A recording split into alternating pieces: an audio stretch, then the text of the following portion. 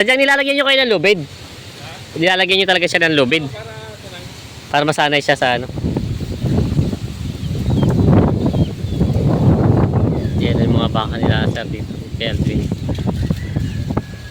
Para mga talong TV, nandito tayo ngayon sa ng Sariaya, Quezon. At tayo po inibita ni Sir Aldwin Rama. At ito po, marami po siya mga binibentang baka dito na mga available. Meron babae, may paginahan, at meron din mga patining na mga baka, yung mga turete, mga budget meal. At tayo nagtanong ng informasyon lalo sa mga baka niya dito. Ito po yung mga baka mas bati, kaya samahan niyo ako sa video dito sa ating cattle dealer visit dito sa Sariaya, Quezon. Magandang araw mga Talongs TV from Taya Abas, Quezon. Tayo po pumunta dito sa Sariaya, Quezon at para naimbitahan po tayo ng isang magbabaka dito, si Kuya Aldwin Rama, upang i-vlog yung mga baka niya dito pambenta dito po sa may Sariaya, Quezon.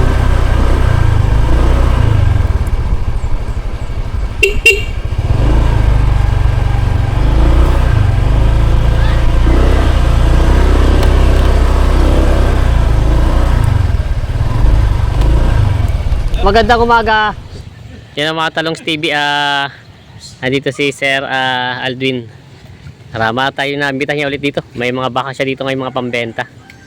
Ayan. Ito yung iba. Ayan. Mga turete. Ayan. Ito yung mga baka nila dito.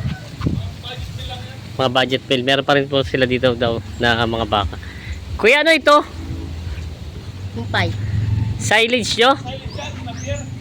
Silage din pa kayo. Ano, sariling pakain o binibenta nyo din? Ito, ang dami.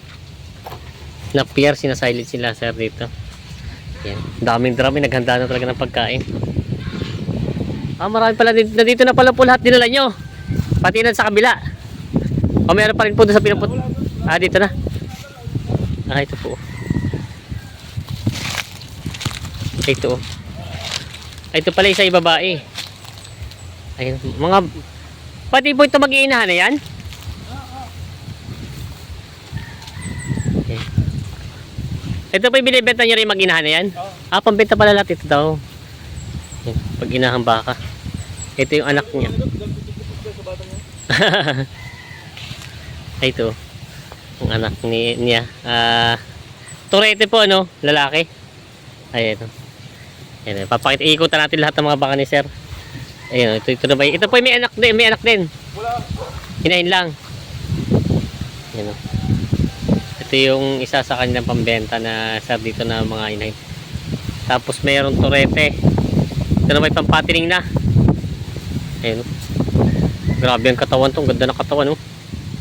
Ito po yung mga tetaglapan dumali na, no. Pang mga 3 hanggang 6 na buwan na alaga. Itong ganito kalalaki. Ayun. Yung mga baka ni sir dito, mga pambenta. Tapos marami pa rin. Yun pa rin po natin. Pwede po natin pasyalan. Pasyalan natin. Tingnan natin iba pa mga baka ni sir dito. Ilang heads po ito palang baka nyo dito? 20 na yan. 20, pero kalimitan po ilang dumarating nyo? Iba't iba, minsan 30, minsan ay 25 ganyan. Ganun pong kalimitan na dumarating ng mga baka nyo dito. Minsan ay may set. Oo. Pero ang kalimitan niyo pong size dito, assorted talaga, may pang patining, may turete, iba't iba rin po. Katulad dito, meron nga dati parang wala kayong mga inahin na, no? Kaya may mga inahin na dito at may inahan. Pasila pa natin yun. Dito para ibang mga baka ni sir dito. Ayan, nandito yung iba, marami.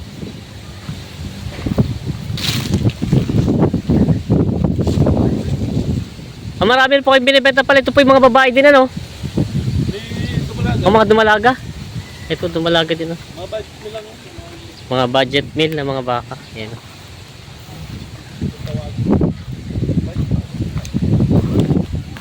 Ito mga turete ni sir dito. Ayun naman po, kala mo binibenta nyo rin? Kala ko nagbibenta rin kayo ng kalabaw. Hindi naman kayo nagbibenta ng kalabaw. Pag meron din po minsan, nagbibenta rin. Ayan. Nabili na rin po. Ito po yung ginagamit nyo sa hakutan. Ito marami sila sir. Ito yung mga baka pa nila dito. Ayan. Mga alpas pala ito. Mababait na yan? Mga manso naman na po siya pala. Manso na. O, parang hindi naman na siya ganun eh. Kasi pag hindi ito manso ay magkahabol. Habol. Mga manso na daw pala naman ito. Ito yung mga pampatining na. Oh. Yan. Oh. Sadyang nilalagyan nyo kayo ng lubid. Nilalagyan nyo talaga siya ng lubid. Para masanay siya sa ano. Ganito pala pag masasanay sa ano, papahilahan nyo na muna siya ng lubid. Kaysa igapos nyo na agad siya, no? Pwede na itali na yan eh. Ano, itatali na. Kailan para sila makapag-ikot ng pagkainan. Yan. Mga pagkakagilid na, matutuyo ng damo.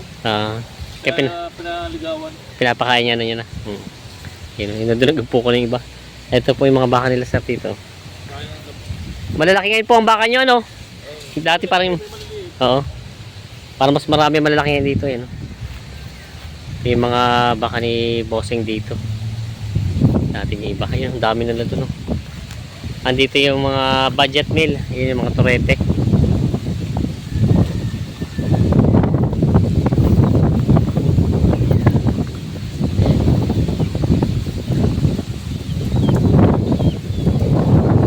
Yan yung mga baka nila sir dito.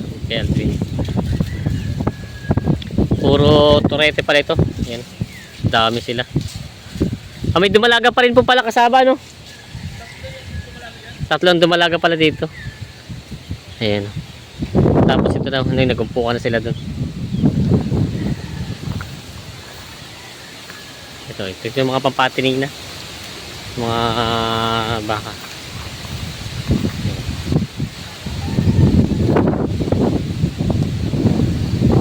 Mga pang-alaga po itong mga binibenta ni Kuya ano dito. Ano kuya ito pala, kayo na rin nagmamanso? Kayo na rin? O kasi pagdating naman dito hindi na siya hindi naman siya mahirap imanso. Ganito mga baka. Hindi naman. Ang Ang katulad. gawa ng mga tao ko yan, pinapaliguan ng pinapas. Para bumait sila. Kasi itong kalimitan po yung mga ganito mga baka mas malayo o malawak ang alpasan po nila, no? Kaya hindi sila katulad ng iba na nakakasalamuhan ng ibang mga tao. Mabait na. Kita naman eh. Kasi pag hindi tumabait, ito yung mga pag ganyan yung mga hapon. Oo. Ngayon kita natin eh. Kahit lapitan mo, hindi sila gaya na. Buwan natin yung mga baka ni Sir doon. Dami naman pala oh. Kala ko nito doon, kukuti pala nandito ang iba. Yan, kita na yun. Dami. Dami baka pala ni Sir dito. Available pa naman po lahat yung baka nyo yan. Lahat yan available pa naman po. Tingnan natin, lapitan natin. Nagsama-sama na doon sa isang lugar oh. Yun. Ayan na yung mga baka ni Sir Aldwin. Dami. Bali kulang-kulang ano pa ito ay may 20 heads pa pala po ano. May na 20 pa itong ano baka. Ay sir, matanong ko lang pala, yung ano po bang araw kalimitan pag yung mga galing mas batang baka nyo, anong araw dumarating mga baka nyo dito? Walang ano, basta lagi ako may stock dito. Lagi naman kayo, araw-araw meron stock. Araw-araw. Kung bagay pag gusto tumipa pasyala lang din sa inyo. Hindi naman ako dadala ng gasolina. Dito lang talaga. Dito yung mamimili pag gusto nila dito na dumirekta. Oo. Ano nga pong barangay itong inyo? Barangay Kanda. Barangay Kanda. Ay, ito pala yung Kanda din.